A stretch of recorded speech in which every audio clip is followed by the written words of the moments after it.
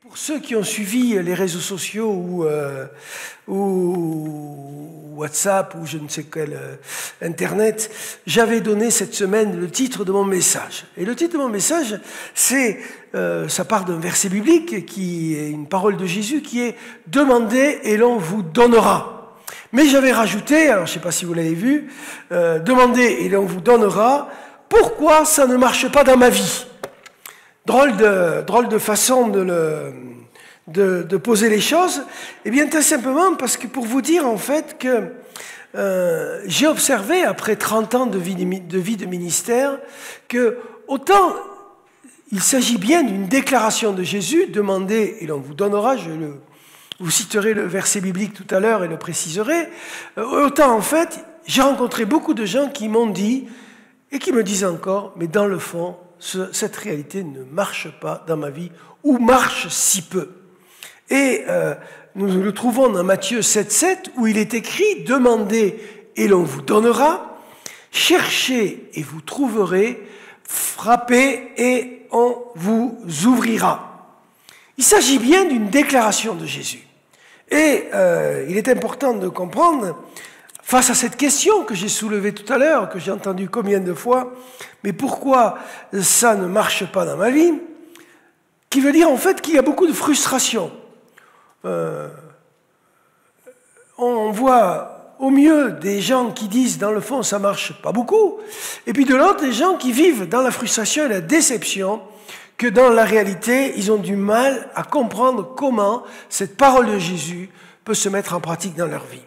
Eh bien, il y a une réalité en fait qu'on pourrait dire que certaines personnes pourraient penser que Jésus a dit des paroles pour occuper le temps.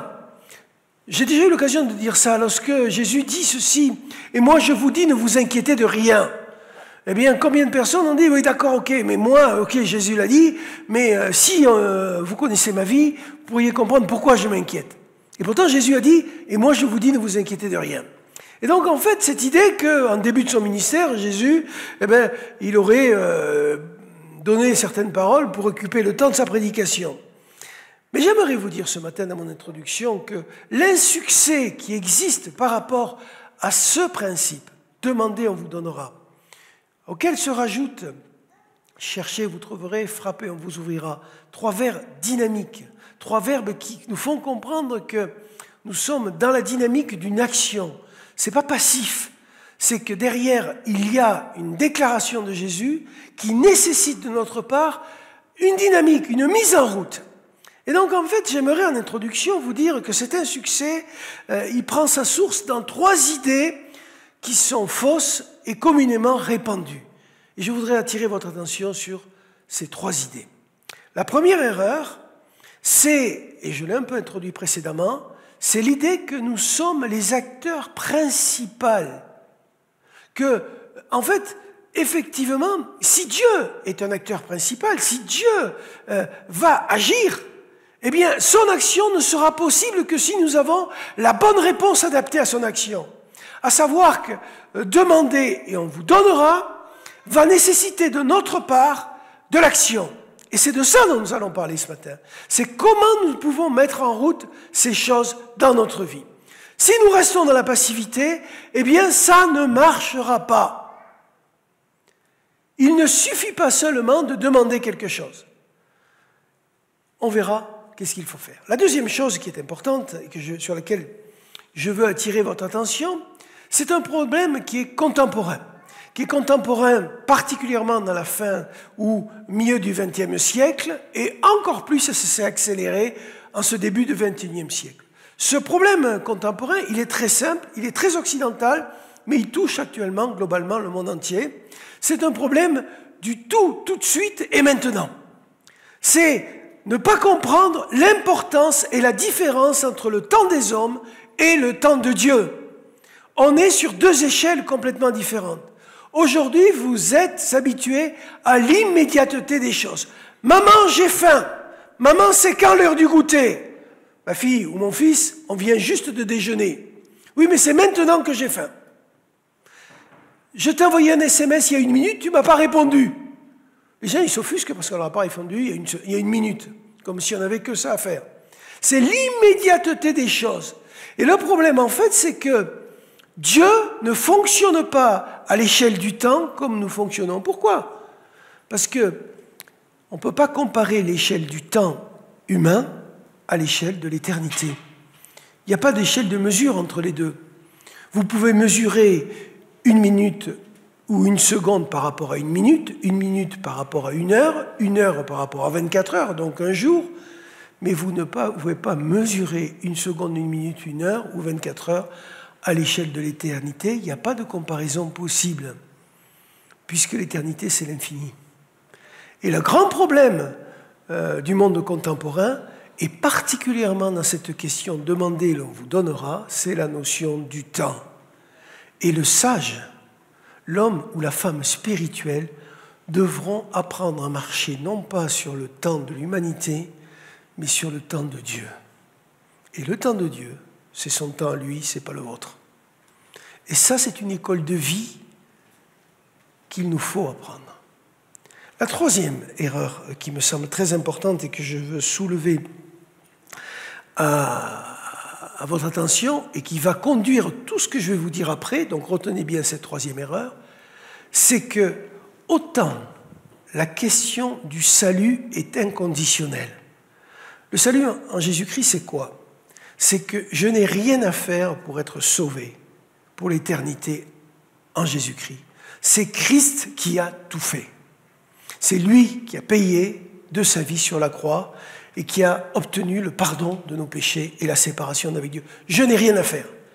Mais autant, les bénédictions de Dieu sont conditionnelles.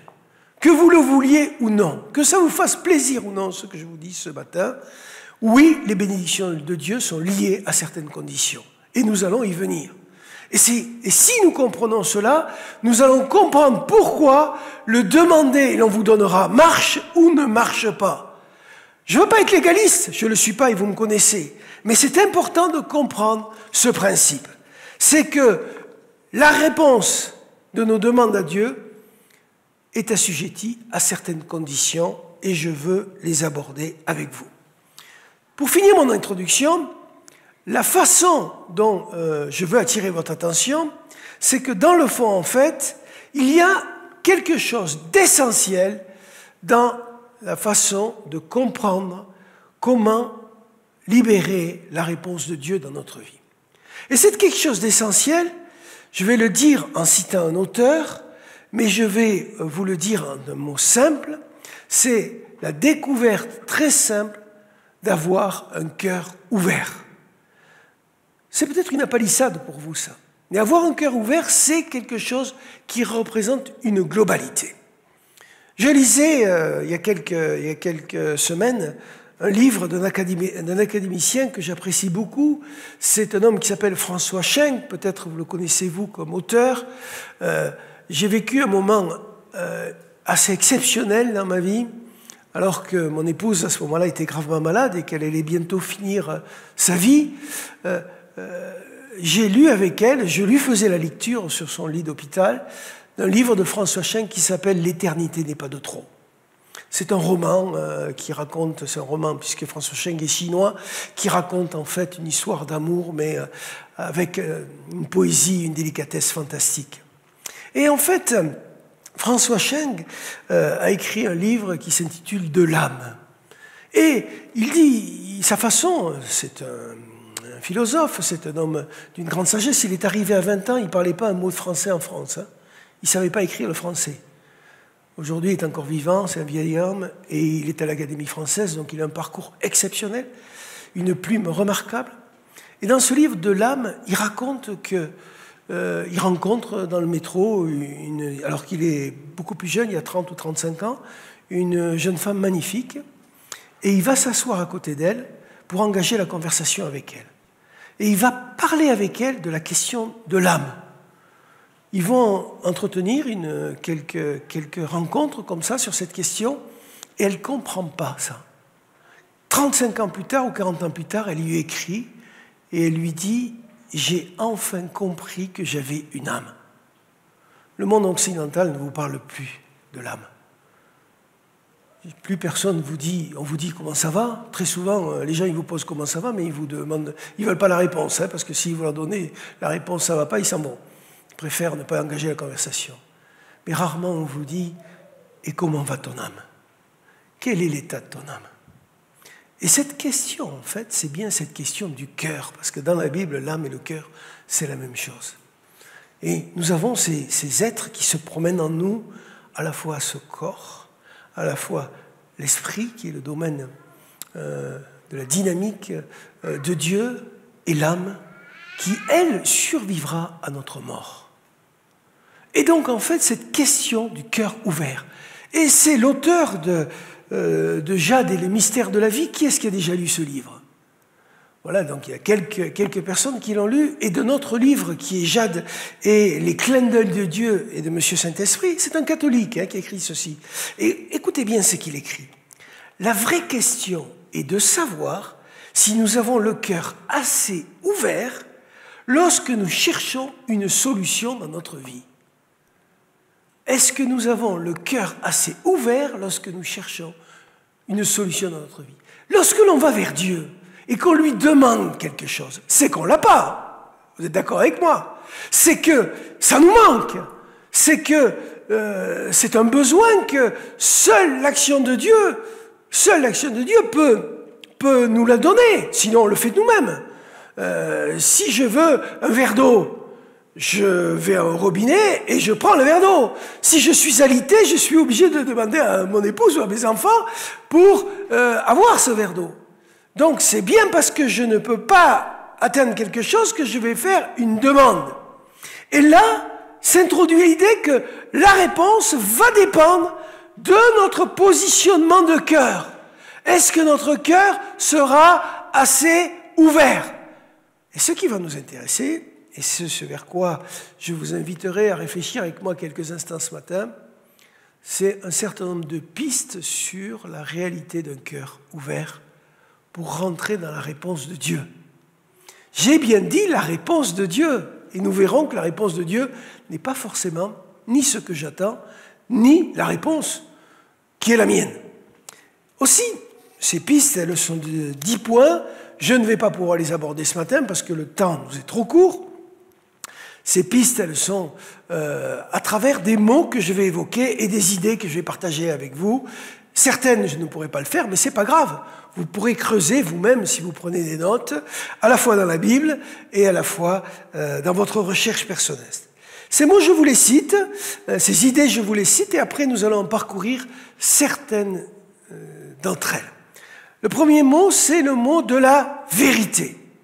Nous verrons que la vérité, c'est un mot central dans la Bible, et particulièrement dans le Nouveau Testament. Et nous verrons combien la question de la vérité est importante sur la réponse de Dieu à nos besoins. Et je développerai cela. Ça, je le ferai ce matin. Le deuxième mot, c'est la notion de la pureté. Nous verrons combien la réponse de Dieu est assujettie à la question de la pureté dans notre vie. Et c'est pour ça que je maintiens et j'affirme que la réponse de Dieu est conditionnelle. Je n'ai pas besoin d'être pur pour être dans le salut, et j'y viendrai, parce que tout est payé sur la croix. Nous y viendrons plus tard. Le troisième mot, c'est la notion de discernement. Nous avons besoin de rentrer dans le discernement pour rentrer dans la bénédiction. La troisième dimension, c'est l'inattendu de Dieu. Nous avons un Dieu dans l'inattendu. Dieu nous surprendra toujours. L'idée suivante, c'est la dualité entre le possible et l'impossible. Il y a des choses qui sont possibles, des choses qui sont impossibles. Il nous faudra l'accepter, mais bien plus, la dualité entre le possible et l'impossible va faire une troisième dimension, c'est la foi dont il est question dans le Nouveau Testament. Vient l'idée de l'obéissance, de l'acceptation de la volonté de Dieu. Et Jésus l'a dit, Seigneur, Père, non pas ma volonté, mais ta volonté. Et lorsque nous demandons quelque chose à Dieu, la question de la volonté de Dieu sur ce que nous lui demandons est centrale et majeure. Vient un couple que j'appelle le couple d'excellence, qui est la patience et la persévérance. en réponse à la notion d'immédiateté. Et enfin, la troisième voie, et je développerai cela, qui est la voie de Dieu. Mes amis, le premier point, en réponse au fait que lorsque l'on demande à Dieu ça marche ou ça ne marche pas, c'est la question de la vérité. La vérité, c'est essentiel dans la Bible et particulièrement dans le Nouveau Testament. J'aurai de nombreux versets à vous citer. Je peux vous citer Jean 8, 31, 32, où Jésus qui parle dit « Si vous restez fidèles à mes paroles, vous serez mes disciples. Vous connaîtrez la vérité et la vérité vous rendra libre. » Jésus affirme que notre liberté intérieure dépend de la vérité qu'il y a dans notre cœur. Et mes amis, j'ai déjà eu l'occasion de le dire, mais je veux vous le redire ce matin, les humains préfèrent des mensonges qui les rendent heureux plutôt que des vérités qui les rendent tristes. Vous avez entendu ce que je vous dis là? Des mensonges qui rendent heureux plutôt que des vérités qui rendent tristes. Savez-vous pourquoi les gens jouent au loto? Parce qu'ils inventent qu'ils vont gagner, sinon ils ne joueraient pas. Eh bien, ils se créent un mensonge à eux-mêmes. Parce qu'ils n'ont pas gagné, parce qu'on sait qu'il y a beaucoup plus de gens qui perdent au loto qui gagnent. Mais comprenez que lorsque l'on est dans une attente de Dieu, la question de la vérité au fond de nous est majeure et essentielle. Qu'est-ce qui me pousse à demander ça? Quel est l'état de mon cœur pour demander ça?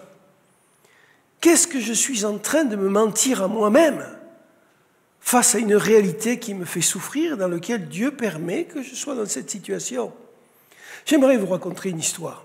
Il y a maintenant une vingtaine d'années, je prêchais dans une église dans la capitale de Tananarive, et à la fin du culte, il y a une jeune femme qui se présente devant moi et qui me dit « Pasteur, j'aimerais que vous priez pour moi. » Je dis « Avec plaisir. » Et elle me dit « Voilà, je vais passer le concours d'hôtesse de l'air et je crois que Dieu va me donner la possibilité de devenir hôtesse de l'air. » J'ai pris ma respiration pour être poli avec cette jeune femme et je lui ai dit « Mademoiselle, n'y a-t-il pas des conditions physiques pour être hôtesse de l'air ?»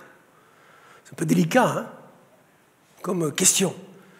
Parce que pour vous dire la vérité, elle me regardait du haut de ses 1m50, j'ai dit du haut, hein, et moi du haut de mes 1m80. Et elle me répond, si, effectivement, il y a des conditions physiques. Et j'ai dit, quelles sont-elles ces conditions physiques? Elle me dit, c'est 1m70 à Air Madagascar. Aïe! Est-ce indélicat de vous poser la question de votre taille? Et elle me dit 1m53.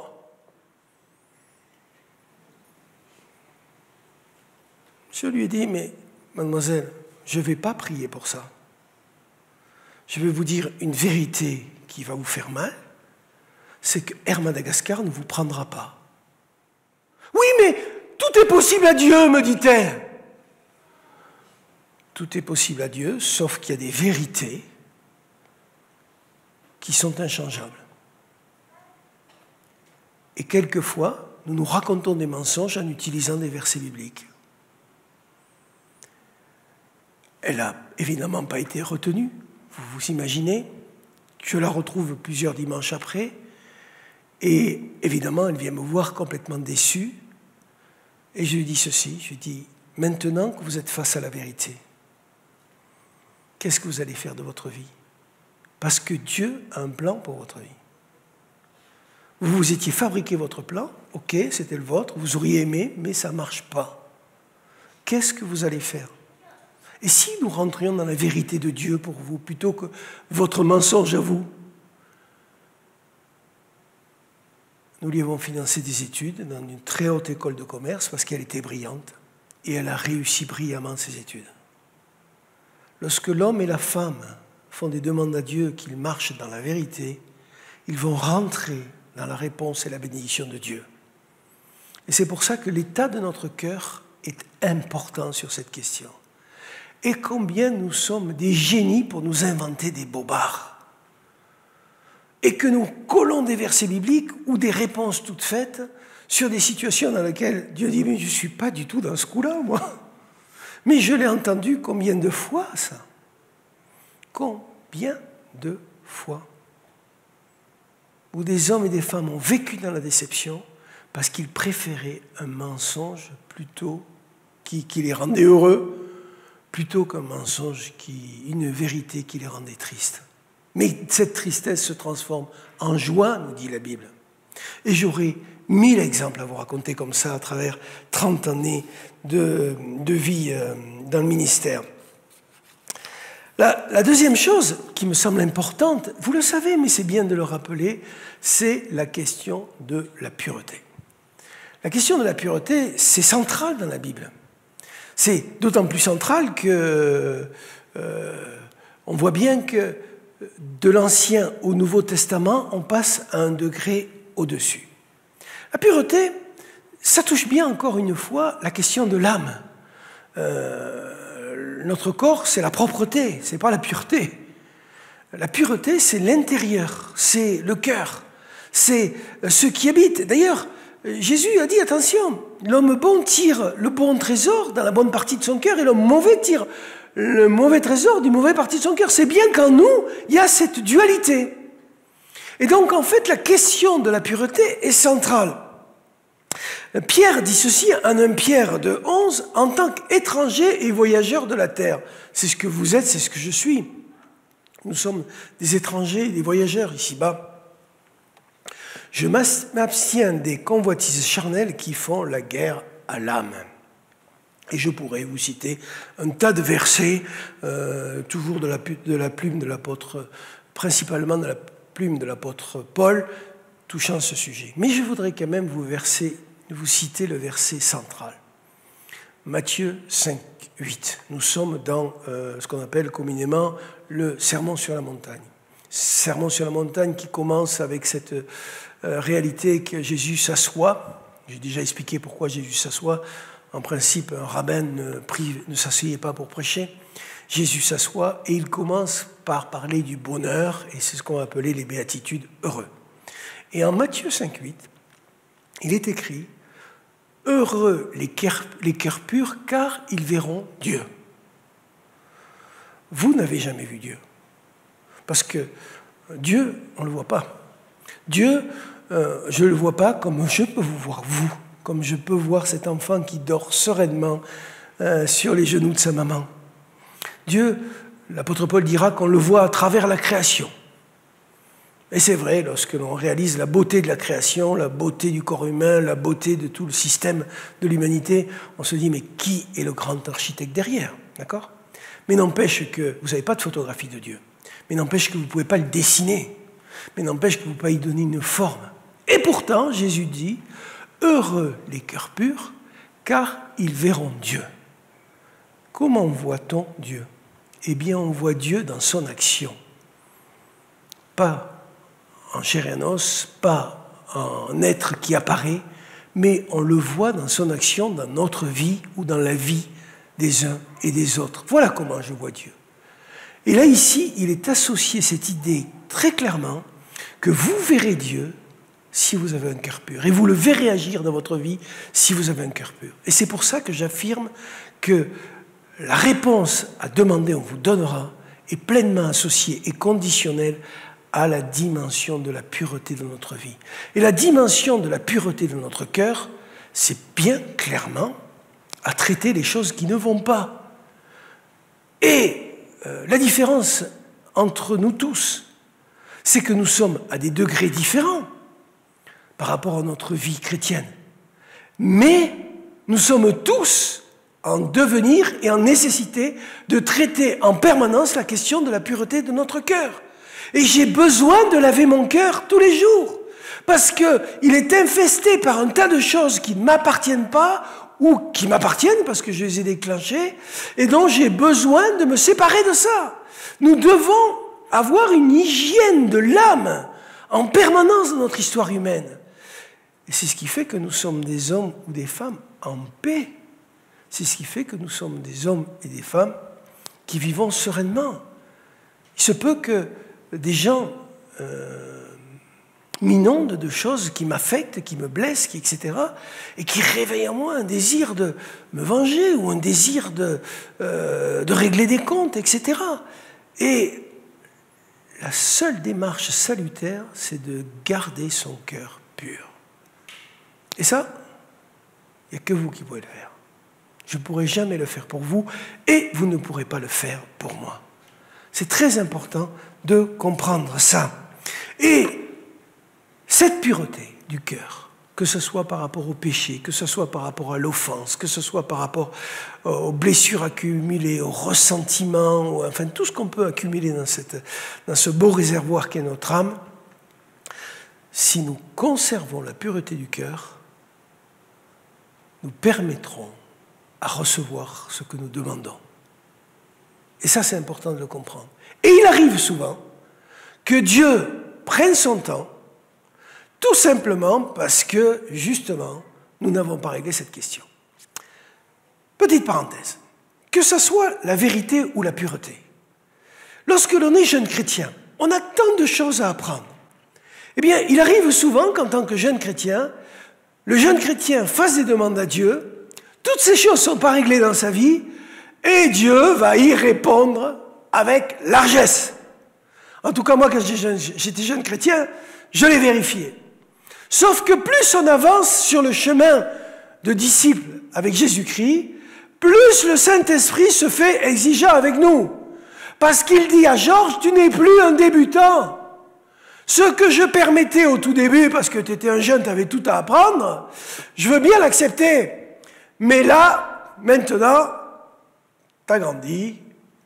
Si tu n'as pas compris, je vais te le faire comprendre. Et comment, là, à ce moment, Dieu nous fait comprendre des choses? Par son silence. Tant que tu n'auras pas réglé ça, je me tais. Ah oui, je me tais. Ah mais j'en ai besoin tout de suite, je me tais. Ah oui, mais je souffre, je me tais. Règle cette question dans ta vie. Et c'est important de comprendre ça. Dieu est plus exigeant, plus les choses avancent dans le temps. L'Esprit de Dieu traite les choses différemment quand on est un débutant que quand on a appris, que l'on a ce que la Bible appelle la connaissance. Et j'affirme que Dieu est plus exigeant avec moi qu'il ne l'était, maintenant qu'il ne l'était au tout début de ma conversion. Et nous avons besoin d'intégrer ça dans notre vie. Vérité et pureté sont majeures pour la réponse de Dieu. J'en viens maintenant à la question du discernement. Le discernement, c'est quelque chose de central dans la Bible aussi. Pourquoi? Eh bien, tout simplement parce que nous avons beaucoup de mal à savoir ce qui est bon pour nous. Et là encore, nous croyons des choses qui nous font plaisir ou qui nous satisfont en pensant que c'est ce qu'il nous faut de mieux. Combien d'hommes et de femmes se sont dit « Qu'est-ce que je serai heureux dans le mariage quand j'aurai enfin un mari ?» Personne dit Amen? Mais chacun sait que le mariage, ce n'est pas forcément que le chemin du bonheur. Et je bénis l'épouse que le Seigneur m'a donnée. Je ne suis pas en train de vous faire passer un message que je suis un homme malheureux, ce n'est pas du tout le cas. Mais combien en fait nous projetons des choses qui sont fausses. Combien d'étudiants disent « Qu'est-ce que je serai heureux quand j'aurai un diplôme ?» Bon, ok, le jour où tu as ton diplôme, tu es heureux, tu es heureuse. Mais après, ton problème, c'est qu'il faut que tu aies le suivant. Donc tu rentres en université et tu vas t'envoyer 4 à 7 ans d'université. Et là, tu te dis pendant 7 ans, qu'est-ce que je serai heureux quand j'aurai mon diplôme universitaire? C'est ce que tu disais pour avoir le bac. Et puis après, quand tu as ton diplôme universitaire, qu'est-ce que je serai heureux pour avoir du travail? Et quand tu as ton boulot, tu dis, qu'est-ce que je serai heureuse pour avoir des vacances? Et puis qu'est-ce que je serai heureux quand je serai marié? Et puis quand tu es marié, tu dis, qu'est-ce qu'on sera heureux quand on aura une maison? Et quand tu as une maison, il faut payer l'électricité, les travaux, les machins. Tu dis, qu'est-ce qu'on sera heureux quand on a des enfants? Et puis après, vous avez compris, quoi. Vous avez compris. La réalité, en fait, c'est qu'il nous faut avoir le bon discernement dans nos demandes pour Dieu. Le problème, c'est que le discernement, nous ne l'avons pas toujours. Et qu'il arrive souvent que nous en manquions même. Et je vais illustrer ça. Jacques dit ceci, en Jacques 1, verset 5, « Si quelqu'un d'entre vous manque de sagesse, qu'il demande à Dieu qui donne à tous simplement et sans reproche, et elle lui sera donnée. » Chers amis, peut-être la première chose qu'il nous faut demander à Dieu avant de lui demander des choses précises, c'est de la sagesse. Parce que il y a des choses que Dieu ne nous a jamais données, non pas parce qu'il est mauvais papa, mais parce qu'il savait que ce n'était pas bon pour nous. Tout simplement. C'est que vous êtes parents, et vous savez que vous donnez de bonnes choses à vos enfants, ou tout au moins c'est ce que vous voulez le faire, et c'est Jésus qui l'a dit. Lorsque un enfant demande à son papa du pain, il ne lui donne pas une pierre. Ô combien plus votre Père céleste, ce dont vous avez besoin, lui-même sait ce qu'il vous faut. Ok, donc il nous faut demander le discernement. J'aimerais illustrer cette histoire par une histoire vraie et un peu dramatique. J'ai eu une collaboratrice il y a longtemps qui, malheureusement, a divorcé parce que son mari est parti, alors qu'elle avait, je crois, 3 enfants, est parti avec une femme bien plus jeune qu'elle. Et a refait sa vie, s'est remarié avec cette jeune femme.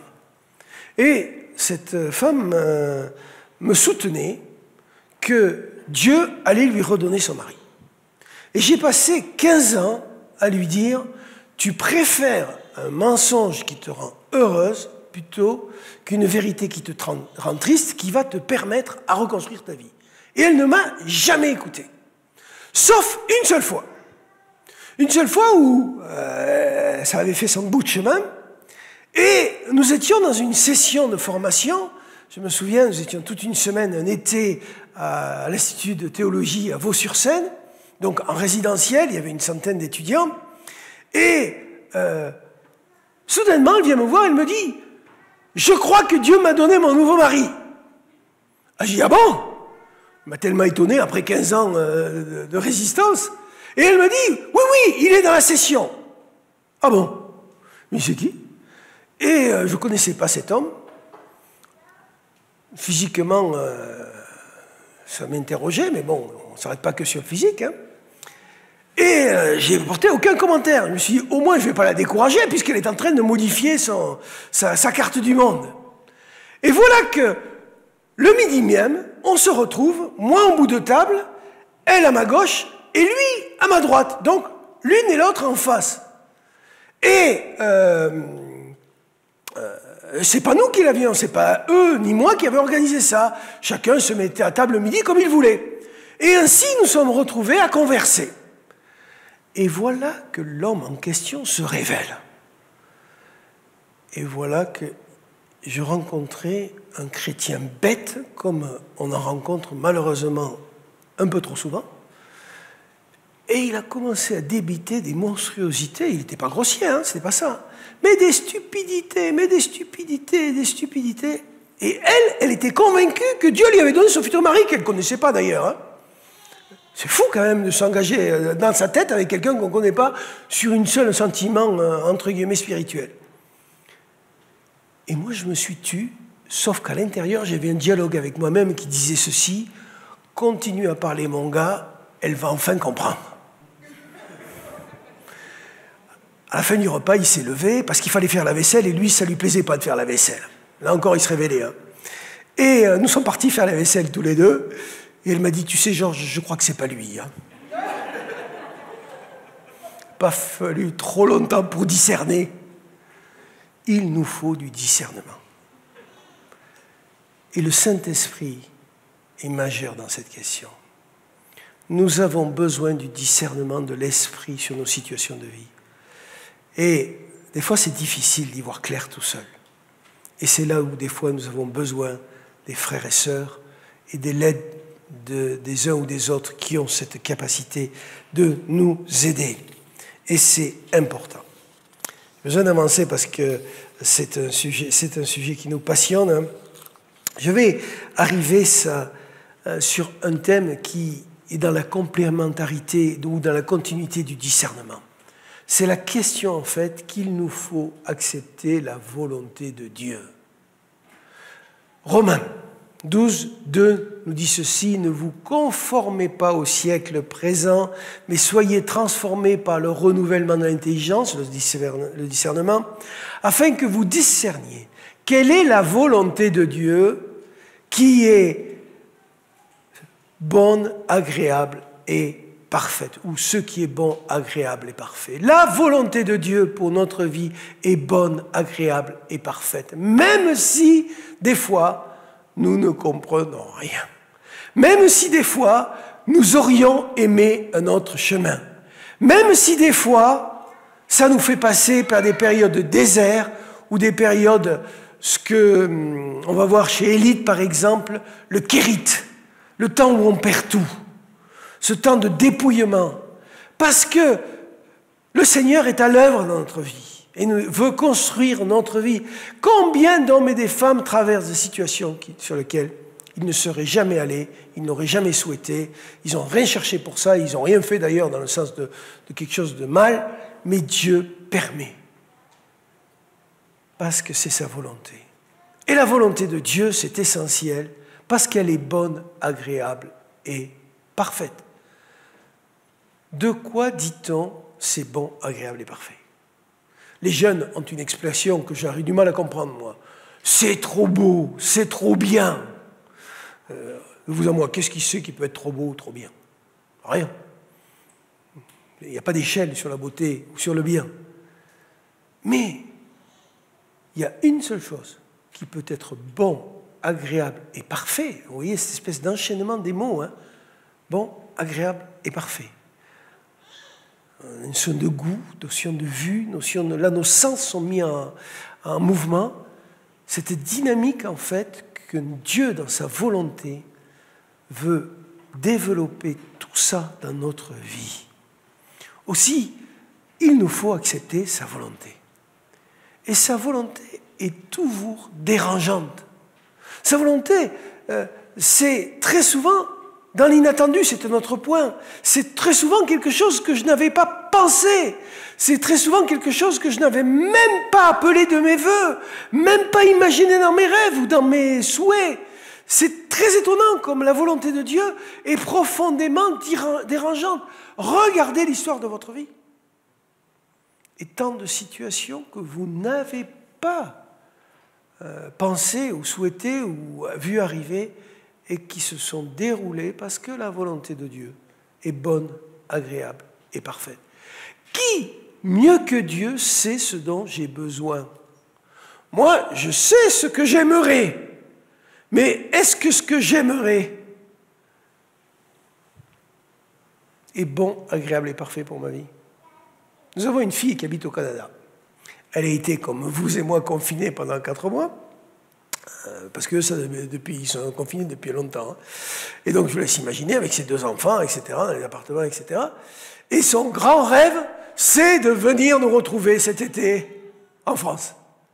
C'est enfin venir voir les parents, venir voir les frères et sœurs, enfin venir voir les ânes, enfin venir voir de la campagne, etc. Donc, je lui dis, ma fille, ça va s'ouvrir, prends tes billets.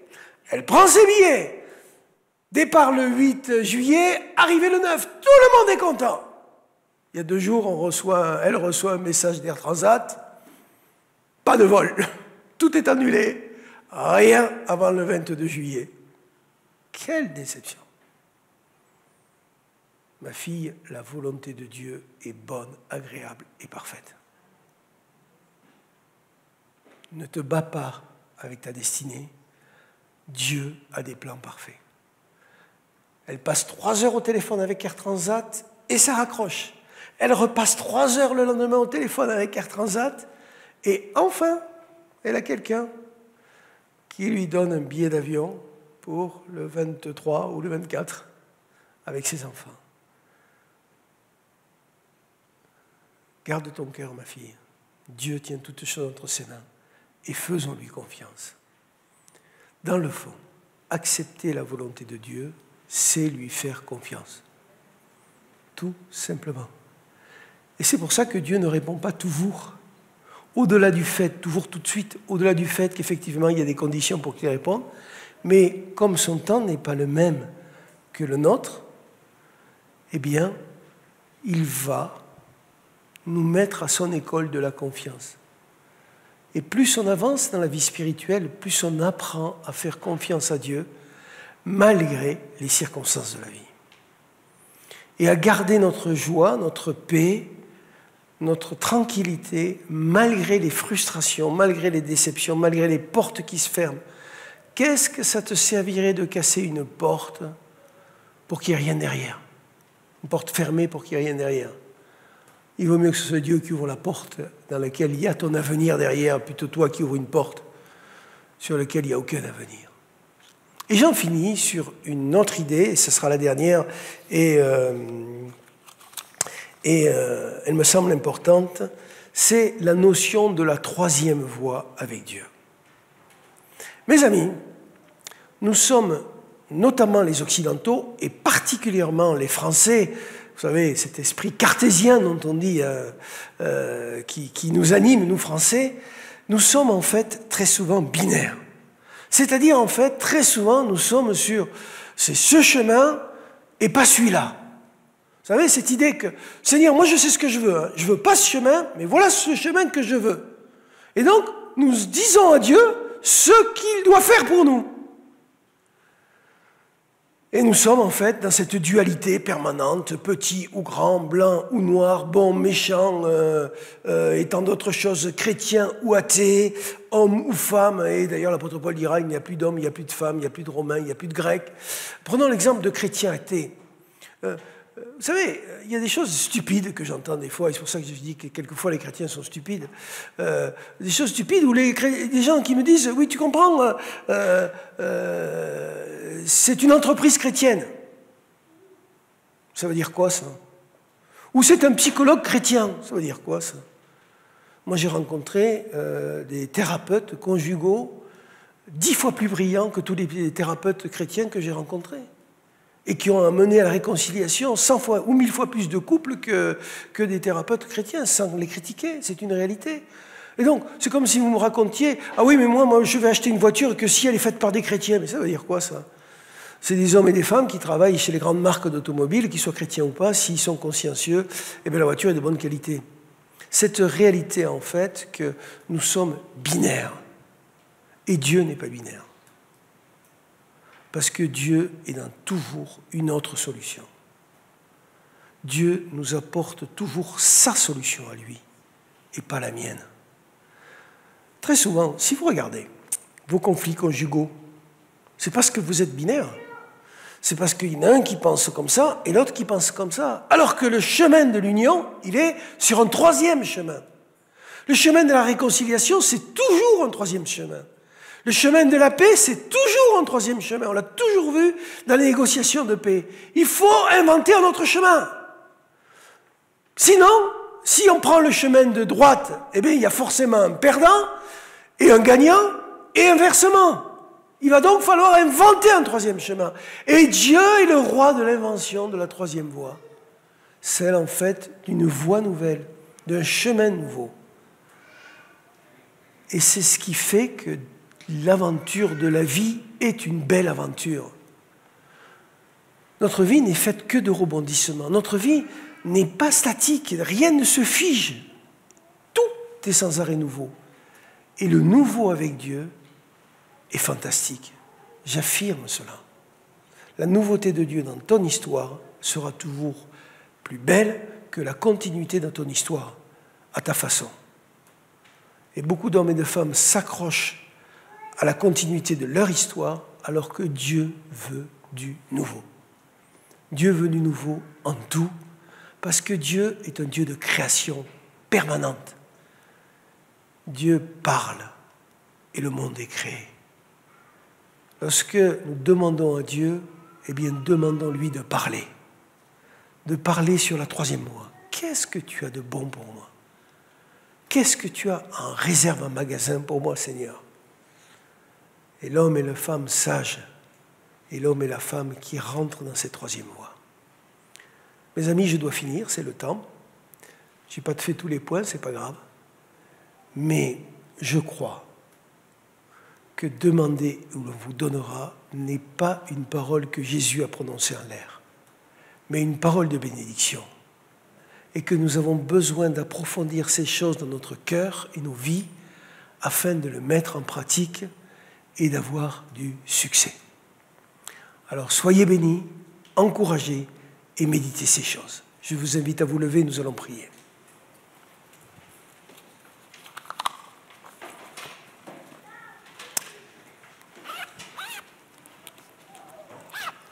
Seigneur, je veux te bénir pour ta présence et ton amour. Tu connais la vie de mes frères et sœurs ici rassemblés en ce lieu. Tu connais toute leur réalité de vie, leurs besoins. Tu connais leurs déceptions. Tu connais des fois leurs drames, leurs blessures. Et tu sais combien de fois ils ont crié à toi. Et tu sais aussi combien de fois, après avoir crié, ils sont passés à autre chose. Et ils se sont privés d'entendre ta voix. Seigneur, je prie pour chacune et chacun ici ce matin. Je prie pour les familles, je te demande et bénédiction et surtout révélation. Je te demande que tu te révèles à eux, que tu puisses atteindre les cœurs et que tu leur permettes de rentrer dans ta volonté, nous l'avons vu, qui est bonne, agréable et parfaite. Merci car tu es un Dieu au rendez-vous. Merci car tu es un Dieu qui vient atteindre les familles. Merci car tu es un Dieu qui vient atteindre les couples. Merci car tu es un Dieu qui vient restaurer nos vies. Tu es dans la nouveauté, Seigneur. J'aime ta nouveauté. J'aime ta voix, toi, non pas ma volonté, Seigneur, mais ta volonté. Combien tu inspires nos vies, combien tu les renouvelles, combien tu les dynamises. Donne-nous de rentrer dans la dynamique de ton Saint-Esprit. Que ta bénédiction soit sur chacun de nous ce matin. Nous prions que tu conduises chacune et chacun en ce lieu. Sois béni, Seigneur. Amen.